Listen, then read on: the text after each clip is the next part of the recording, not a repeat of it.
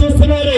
Parliament లో ఎప్పుడు మాట్లాడినా మన జిల్లా మన రాష్ట్రంకు ఉన్నటువంటి సమస్యల మీద ప్రత్యేక దృష్టి పెట్టాం. ఆ అనుభవం ఉంది, సమస్యల మీద స్పష్టమైనటువంటి అవగాహన ఉంది. అందుకని ఈ 5 సంవత్సరాలు కూడా కేంద్రంతో ఈ రోజు మీరందరూ కూడా చూస్తున్నారు. చంద్రబాబు నాయుడు గారు అంటే ఆయన విలువ ఏ రకంగా ఉందో మీ అందరూ కూడా ఈ రోజు చూస్తున్నారు. దేవుడు ఆశీర్వదించాడు, ప్రజలు ఆశీర్వదించారు. అందుకనే ఆయనకి ఎక్కడైతే అవమానం జరిగిందో, ఎక్కడైతే ఆయనకి నష్టం జరిగిందో మళ్ళీ దేవుడు వడ్డీతో సహా తిరిగి ఇచ్చే విధంగా దేశం మొత్తం ఈ రోజు చంద్రన్న చంద్రన్న చంద్రన్న అని చెప్పుకునే స్థాయిలో ఈ రోజు ఆయన కూర్చొని పెట్టాడు. మరి దానికి సహకరించినటువంటి పెద్దలు, ఒక పక్కన జనసేనని నిత్య పోరాట యోధుడు, మన జనసేన అధినాయకుడు పవన్ కళ్యాణ్ గారు మనకి పూర్తిగా సపోర్ట్ చేశారు.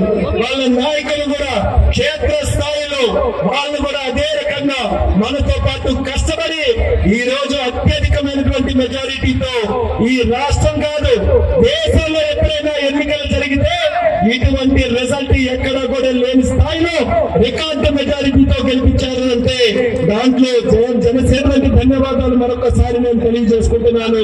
మరి అలాగే మన రాష్ట్రంలో ఉన్నటువంటి సమస్యలు, ముఖ్యంగా నాకు ఉన్నటువంటి శాఖ విమానయాన శాఖ ఉంది. చాలా ఎయిర్పోర్ట్లు ఉన్నాయి, డెవలప్ చేయాలి. నా అదృష్టం ఏంటంటే మన పక్క జిల్లాలోనే సోదర జిల్లాలో భోగాపురం ఎయిర్పోర్ట్ నిర్మాణానికి తయారైంది. రికార్డు స్పీడ్ లాగి కట్టించి విమానాలు అక్కడ తెప్పించి ఈ 3 జిల్లాలకి కూడా ప్రధాన అభివృద్ధి కేంద్రంగా ఎయిర్పోర్ట్ తయారు చేస్తానని ప్రజలందరికీ కూడా హామీ ఇస్తున్నాను. ఎయిర్పోర్ట్ డెవలప్ అయితే కేవలం ఫ్లైట్లు ఎక్కి దిగడమే కాదు, దానికి తోడుగా వేల మంది యువకులకి ఉద్యోగాలు వస్తాయన్నది కూడా ప్రతి ఒక్కరు కూడా దృష్టిలో పెట్టుకోవాలి. ఇన్స్టిట్యూట్లు మనకు వస్తాయి, దానికి సంబంధించినటువంటి కంపెనీలు వస్తాయి, ఎంతో మందికి ఉద్యోగ అవకాశాలు వస్తాయి. అందుకనే భోగాపురం ఎయిర్పోర్టు, విజయవాడలో ఎయిర్పోర్టు, తిరుపతిలో ఎయిర్పోర్టు, అలాగే కడపలో, కర్నూలులో, రాజమండ్రిలో ఎన్నో ప్రాంతాల్లో మన రాష్ట్రంలో ఉన్నటువంటి ఎయిర్పోర్టులు అన్ని రకాలుగా 100కి 100% అభివృద్ధి చేసే బాధ్యత నేను తీసుకుంటానని కూడా ఈ సందర్భంగా తెలియజేసుకుంటున్నాను. దానికి తోడుగా జిల్లాకి చాలా సమస్యలు మనం పరిష్కారం చేశాం. ఈ రోజు కేంద్ర మంత్రిగా ఉన్నాం. ఏవైతే హామీలు ఇచ్చానో రైల్వేస్ పరంగా అందరూ కూడా ధైర్యంగా ఉండండి.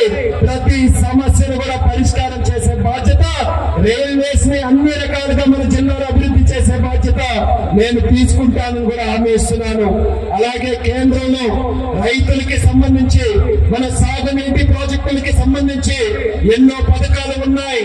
ఆ గతంలో ఉన్నటువంటి ప్రభుత్వం సరైన నిర్ణయాలు తీసుకోలేక, సరైన అవగాహన లేక ₹1 కూడా కేంద్ర నిధులు వినియోగించుకోలేకపోయారు. కానీ ఈ రోజు మళ్ళీ మన అందరి అదృష్టం, మన రాజకీయ బాహుబలి రాష్ట్రానికి అధ్యక్షుడిగా ఉండి 175కి 160 సీట్లు వస్తాయని 2 సంవత్సరాలుగా ఖచ్చితంగా చెప్పినటువంటి ఒకే ఒక్క వ్యక్తి మన అచ్చెన్నాయుడు గారు.